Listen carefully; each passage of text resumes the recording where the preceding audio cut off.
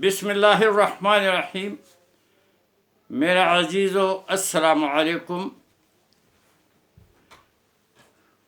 بڑوں نے فرمایا کہ گاؤں میں ایک عمر رسیدہ پارسا نیک بہت ہوشیار عورت رہتی تھی،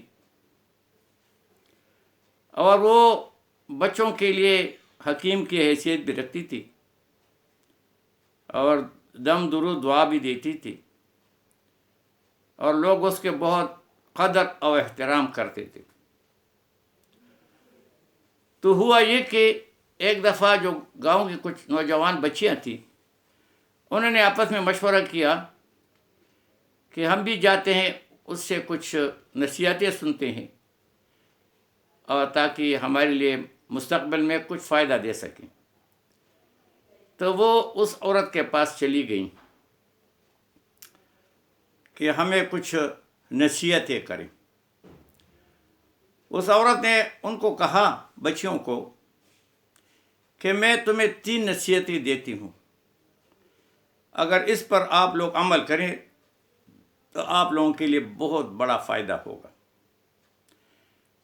پہلے نصیحت یہ ہے کہ ماشاءاللہ بھی تم جوان ہو گئی ہو، تو اگر رشتہ آئے اور تھوڑا سا ڈنگ کا ہو تو اس سے انکاری نہ ہو جاؤ، مستقبل کو اللہ پہ چھوڑو، توکل تو اللہ کہو، اور کیونکہ اگر ابھی آپ نہیں کریں گے تو یہ 2-3 سال تک رشتوں کا مارکیٹ ہوتا ہے، آگے نئی لڑکیاں پڑھی لکھی خوبصورت میک اپ والی آ جاتی ہے اور تمہارا مارکیٹ ختم۔ تو اس لیے کبھی بھی اس کو ٹکرانا نہیں۔ نمبر 2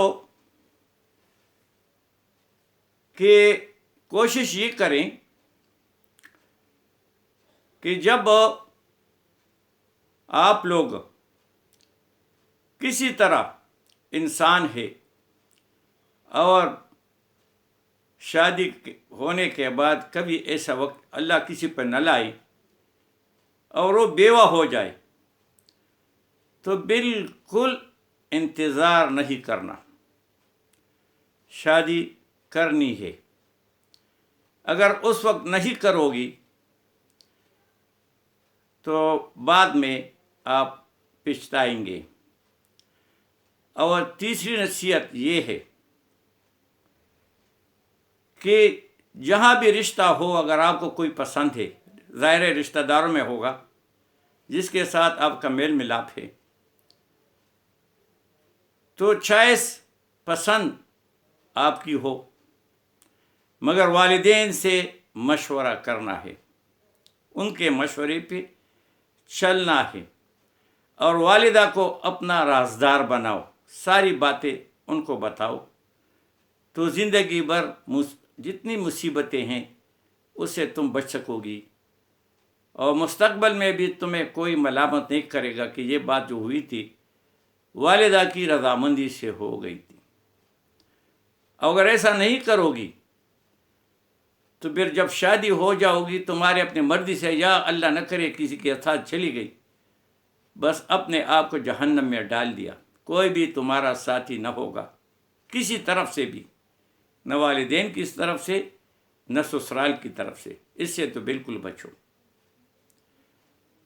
اور جیسا کہ بتایا کہ رشتہ جو ہے وہ بھی دوسری بات جو آپ کو بتائی کہ رشتے والی بات، اس پر دیکھو، یہ نہ کرو کہ بھائی میرے والدین ابھی یہ ہے، کمزور ہے، ان کی خدمت کروں گا، بھائی چھوٹے ہیں تو فلانا ہے تو ڈنگلائی، اس طرح نہیں کرنا۔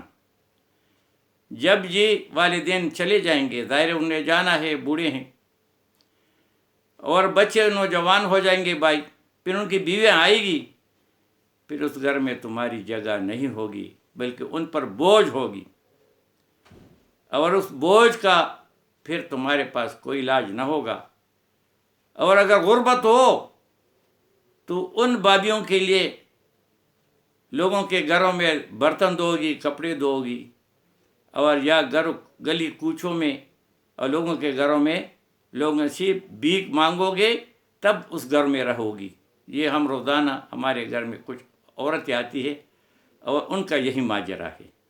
اور تیسری بات جو آپ کو بتا دی کہ اگر آپ نے یہ سوچا کہ یہ بچے چھوٹے ہیں، اس کے لیے میں جو ہے میری والدین ہے، محبت ہے، سب کچھ ہے، یہ ساری وقتی چیزیں ہیں، والدین چلے جائیں گے اور بچے بڑے ہو جائیں گے، جب ان کی بیویاں آئیں گی پھر تمہارا اس گھر میں کوئی جگہ نہیں ہوگا،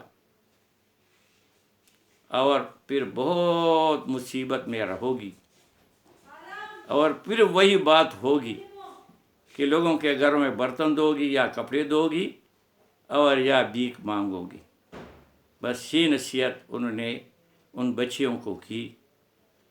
واقعی بہت زبردست بات ہے۔